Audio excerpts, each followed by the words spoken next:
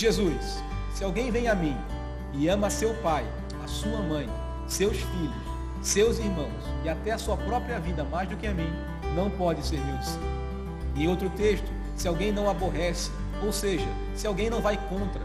Alguns interpretam muito mal estes textos, simplesmente por desconhecerem as características culturais do povo que estava ouvindo Jesus. Primeiro disse Jesus: se alguém vem a mim, ou seja, se alguém deseja ser meu discípulo, se alguém quer me seguir e deseja aprender de mim.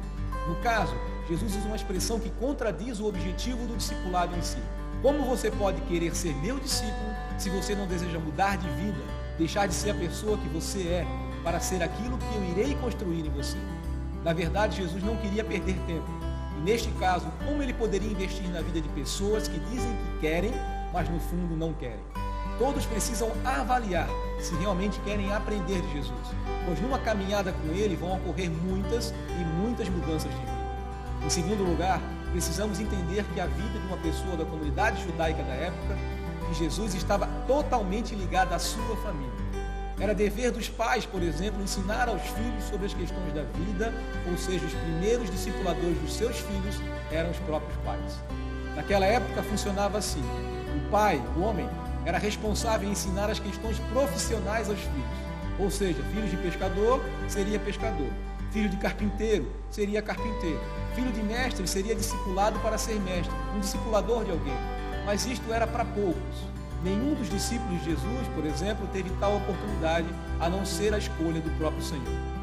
As mães tinham a responsabilidade de ensinar as questões morais, os princípios e os valores aos filhos. E era a responsabilidade de todos dar continuidade na tradição familiar, ou seja, passar o ensino por gerações.